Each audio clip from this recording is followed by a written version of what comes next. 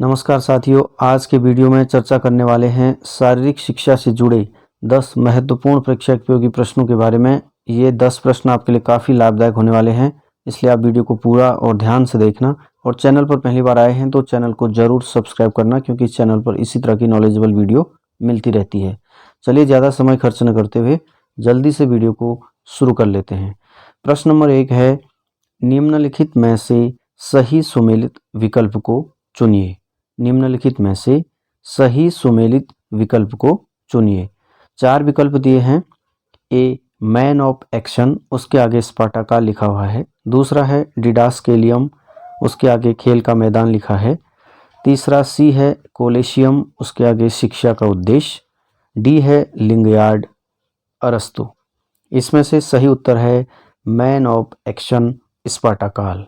यह विकल्प सही सुमेलित है। अब इसको विस्तार से समझने का प्रयास करते हैं। स्पार्टा काल में जो शिक्षा का उद्देश्य हुआ करता था वह मैन ऑफ एक्शन हुआ करता था, इसीलिए यह विकल्प बिल्कुल सही है, क्योंकि स्पार्टा काल में जो शिक्षा का उद्देश्य था वह क्या था? Man of action. इसके अतिरिक्त जो डिडास्केलियम है उसके आगे खेल का मैदान लिखा हुआ है। डिडास्केलियम खेल का मैदान न होकर के संगीत का विद्यालय हुआ करता था, संगीत का कॉलेज हुआ करता था। इसके अतिरिक्त तीसरा है कोलेशियम। कोलेशियम शिक्षा का उद्देश्य नहीं था, शिक्षा का उद्देश्य क्या था? Man of action. तो कोलेशियम क्या था? कोलेशियम थीम ऑफ बाथ को कहा जाता था, यानी यह स्नान से संबंधित है। चौथा है लिंगयार्ड। लिंगयार्ड पर हेनरिक लिंग की याद में मनाया जाता था। तो उसके आगे अरस्तु लिखा हुआ है, इसलिए यह भी सही सुमेलित नहीं है। तो सही सुमेलित क्या है?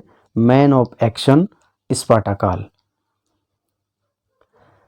अगला प्रश्न है, इनमें से कौन सा जोड़ा सही सुमेलित है? इनमें से कौन सा जोड़ा सही सुमेलित है? 4 विकल्प हैं। IOA, उसके आगे 1929 लिखा है। B Kaul Kapoor committee 1960। C NCC 1945। D Rajkumari Amrit Kaur coaching scheme 1957। इसका सही उत्तर है call Kapoor committee 1960।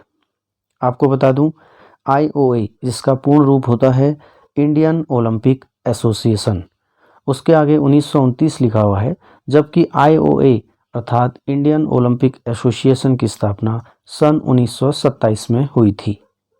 Call Kapoor committee उसके आगे 1960 लिखा हुआ है। यह बिल्कुल सही है, क्योंकि कॉल कपूर कमेटी की स्थापना 1960 में हुई थी।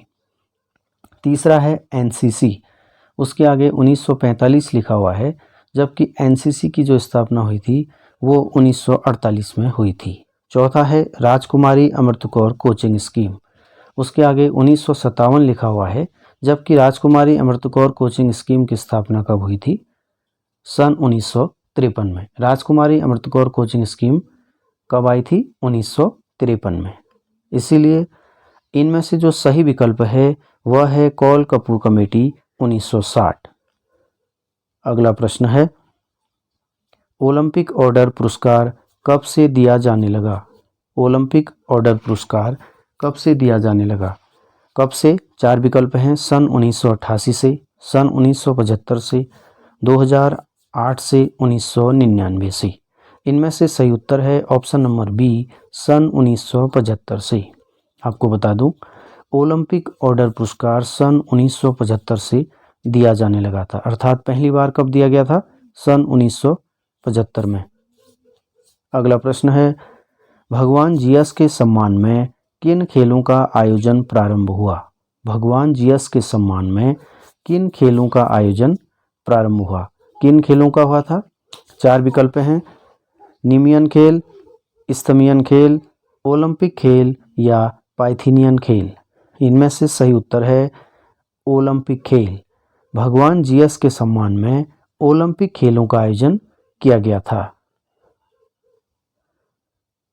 अगला प्रश्न है, प्राचीन ओलंपिक खेलों के विजेताओं की मूर्ति किसके द्वारा बनाई जाती थी? प्राचीन ओलंपिक खेलों के विजेताओं की मूर्ति किसके द्वारा बनाई जाती थी? 4 विकल्प हैं। Pindar, Phidias, Hera, Apollo. इसमें पूछा गया है जो प्राचीन ओलंपिक खेल थे उनमें जो विजेता होते थे उनकी मूर्ति बनाई जाती थी, किसके द्वारा बनाई जाती थी? सही आंसर है फिडियास। प्राचीन ओलंपिक खेलों के जो विजेता हुआ करते थे, विजेता खिलाड़ी हुआ करते थे, उनके सम्मान में मूर्तियां बनाई जाती थी उनकी, क्योंकि उस समय कोई विशेष पुरस्कार का प्रावधान नहीं था। उस दौरान जो है खिलाड़ियों को पुरस्कार के रूप में उनका सम्मान किया जाता था, उनके सम्मान में कविताएं की जाती थी, उनके सम्मान में उनकी मूर्तियां बनाई जाती थी। इसीलिए जो मूर्ति बनाते थे उनको फिडियास कहा जाता था। अगला प्रश्न है, शारीरिक शिक्षा का जन्मदाता होने का गौरव प्राप्त है। शारीरिक शिक्षा का जन्मदाता होने का गौरव प्राप्त है, किसे प्राप्त है? 4 विकल्प हैं, गटमट को, फ्रेडरिक जॉन को, महात्मा गांधी को या सीसी कोवेल को। इसमें से सही आंसर है option number B, Frederick John को। शारीरिक शिक्षा का जन्मदाता होने का जो गौरव प्राप्त है वह है फ्रेडरिक जॉन को। यहाँ पर option number D CC COBOL छपा हुआ है, वैसे यहाँ पर सीसी कोवेल होना चाहिए था, जो मिसप्रिंट हुआ है। हालांकि इसका विकल्प से कोई खास लेना देना नहीं है, क्योंकि अब विकल्प ऑलरेडी गलत है, जबकि जो सही विकल्प है वह है option number B, Frederick John को। सही उत्तर हुआ फ्रेडरिक जॉन को।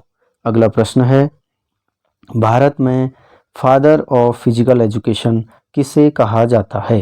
भारत में फादर ऑफ फिजिकल एजुकेशन किसे कहा जाता है?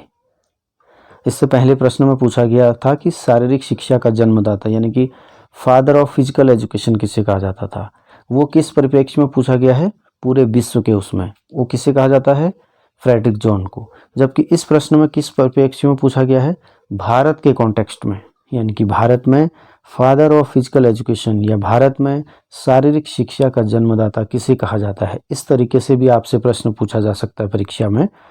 तो किसे कहा जाता है? 4 विकल्प हैं, एच.सी. बक को, पी.वी. कोवेल को, जे.जे. गोखले को, अमृत कौर को। इनमें से सही आंसर है एच.सी. बक को।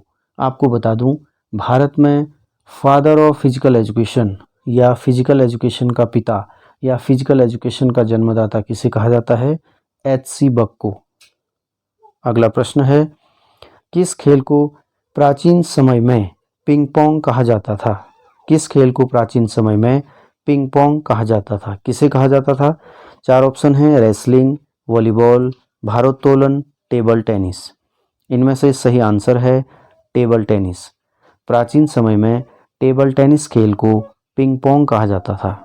अगला प्रश्न है, माइंड मास्टर पुस्तक किसने लिखी है? माइंड मास्टर पुस्तक किसने लिखी है?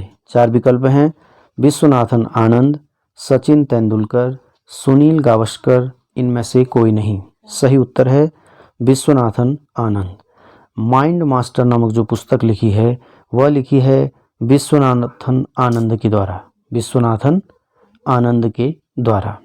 अगला प्रश्न है, किस भारतीय महिला खिलाड़ी को सुपर मॉम कहा जाता है?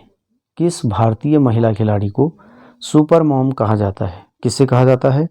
4 ऑप्शन है, PT. Usha, Mary com, Hima Das, इनमें से कोई नहीं। सही उत्तर है मैरी कॉम। मैरी कॉम को सुपर मॉम के नाम से भी जाना जाता है। अगला प्रश्न है, कबड्डी के खेल में कितने खिलाड़ी होते हैं? कबड्डी के खेल में कितने खिलाड़ी होते हैं? 4 विकल्प हैं, 7, 6, 9 या इनमें से कोई नहीं। इस प्रश्न का उत्तर आप कमेंट्स में भेजिएगा। वीडियो को अंत तक देखने के लिए आपका बहुत बहुत धन्यवाद।